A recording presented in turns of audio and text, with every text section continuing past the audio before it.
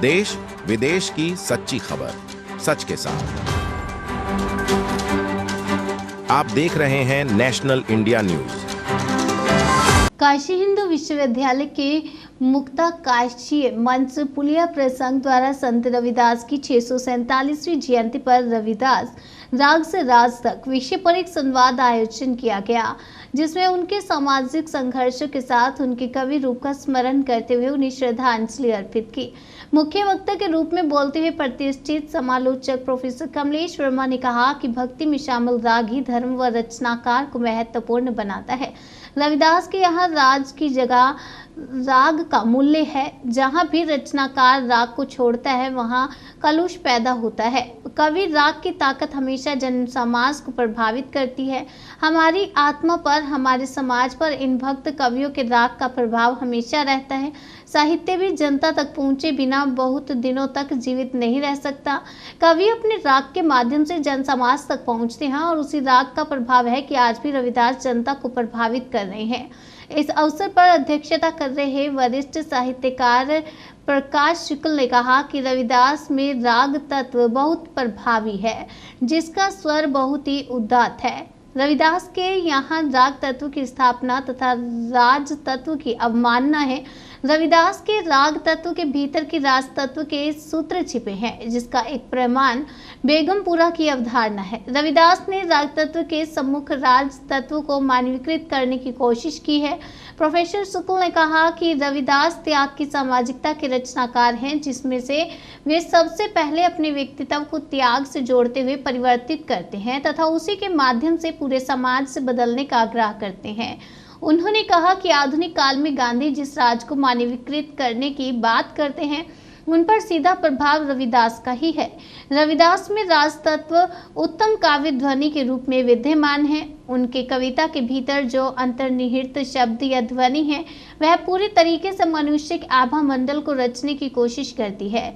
वे ढपोर की तरह ढोर की स्वीकार करते हैं और अर्थात रविदास दिखावे के स्थान पर श्रम को रविदास स्वीकार करते हैं, जो एक मानवीय मूल्य व्यवस्था है। युवा आलोचक व बीएचयू के हिंदी विभाग में सहायक आचार्य डॉक्टर विंध्यांचल यादव ने कहा कि रविदास ने मनुष्य की गरिमा को प्रतिष्ठित किया है तथा अपनी वाणी के माध्यम से वे तथाकथित पवित्रतावाद को ध्वस्त किया। यह प्रतिरोध रविदास ने अपनी कविता के माध्यम से संपूर्ण उपेक्षित जनता के हृदय में प्रतिष्ठित कर दिया। अखबार विक्रेता छन्नू लाल ने कहा कि संत रविदास के राग तत्व ने आज काशी के श्री गोवर्धन को वैश्विक पहचान दी है।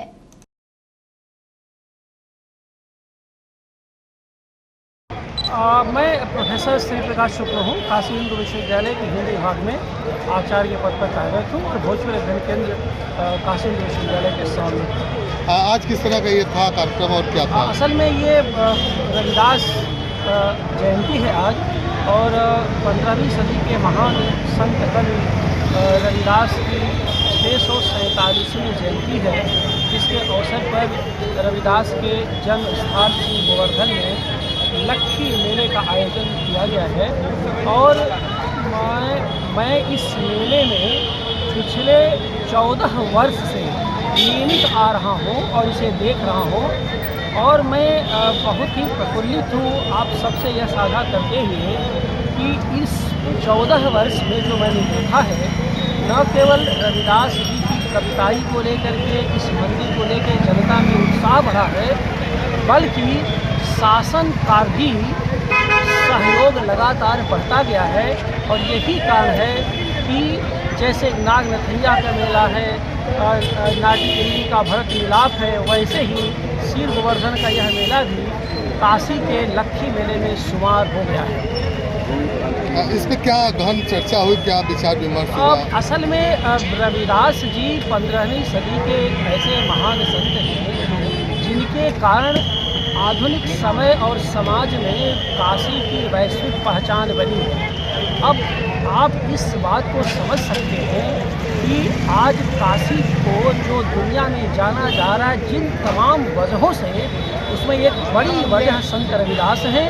और इसी वजह से संत रविदास के जन्मस्थली श्री गोवर्धन को भी आज एक वैश्विक पहचान बनी है। और इस पहचान को रेखांकित करने में, इस पहचान में सहयोग देने की प्रक्रिया में बल्ला के संतों का बहुत बड़ा योगदान है। बल्ला से जालंधर के जो दलित संत आए हैं, जिन्होंने 1965 में रविदास जी का श्री गोवर्धन मंदिर बनवाया, उनका एक बड़ा योगदान है। और सबसे बड़ी बात यह है कि मंदिर का विस्तार लगातार होता गया है, लेकिन इस बार मंदिर परिसर के पास में ही एक भव्य पार्क में 25 फुट की रविदास की भव्य कांस्य प्रतिमा लगाई गई है, जिस निश्चित रूप से इसके लिए भारत सरकार के हम सब आभारी हैं, क्योंकि रविदास की इस कांस्य प्रतिमा के साथ साथ अगल बगल का जो विकास हुआ है, उसमें सड़कों का विकास, उसमें नालियों, तमाम बिजली व्यवस्था का विकास हो रहा है, वो बहुत ही सराहनीय है। और हमारे बीच में जो नायक हैं, असल में वे नायक यही सब कार्य हमारे लिए कर पाते हैं कि जो साधारण मनुष्य के द्वारा हो नहीं पाता। उनकी उपस्थिति ही हमारे लिए आदर की वस्तु है।